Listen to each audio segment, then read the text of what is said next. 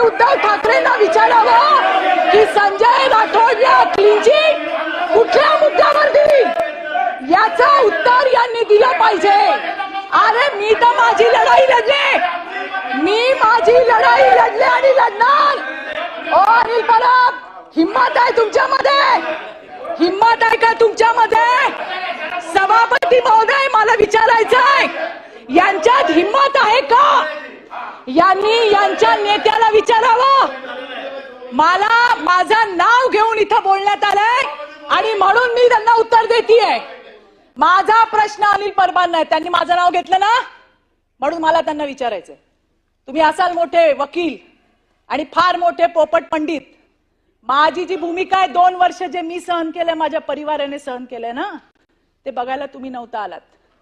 एखाद्या विषयासाठी जेव्हा एखादी बाई लढते, पाय खेचायला 100 लोक असतात आणि तुमच्यासारखे तर आहेतच। आणि आज असू देत की तुम्हालाच उत्तर देते मी, घाबरत नाही तुम्हाला। तुमच्यासारखे 56 पायाला बांधून फिरते चित्रा वाघ, समजलं काय? सांगते तुम्हाला। आणि इथे काय असे वशिल्याने आलेलो नाही आहोत, हे पण सांगते तुम्हाला। आणि म्हणून मला सांगायचंय की हिम्मत असेल तर यांनी विचारावं उद्धव ठाकरेंना, का घेतला त्याचा, का त्याला तुम्ही क्लीन चिट दिली? यांनी क्लीन चिट दिली नसती तर आज ते जे म्हणतात ना, ते झालं नसतं। काही नाही मिळालं, आमच्या घरादारावर येतात, सगळं संपलं। आणि जाता जाता काय म्हणले? तिच्या नवऱ्याला पकडलं। अरे आम्ही त्या ठिकाणी लढाई लढलो, आम्ही जिंकलो, माझा नवरा तिकडे, सगळ्यातनं निर्दोष मुक्तता झाली।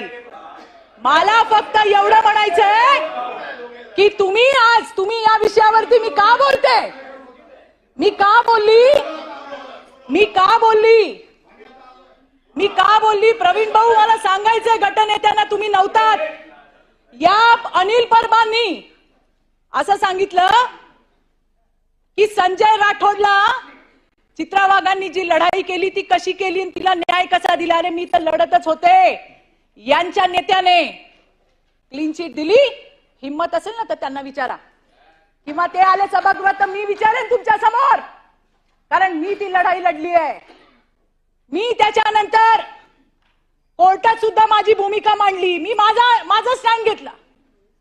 क्लीन चिट कोणी दिली, कोणी मंत्री केलं ते सोडून द्या, पण त्या पोरीसाठी ती माझी कोणी लागत नाही ना, माझ्या जातीची लागत ना, पातीची लागत ना, कोण लागत। जे समोर आलं त्याच्यावर मी माझी भूमिका मांडली, मी त्याच्यावरती कायम राहिले। मी कोर्टात सुद्धा गेले।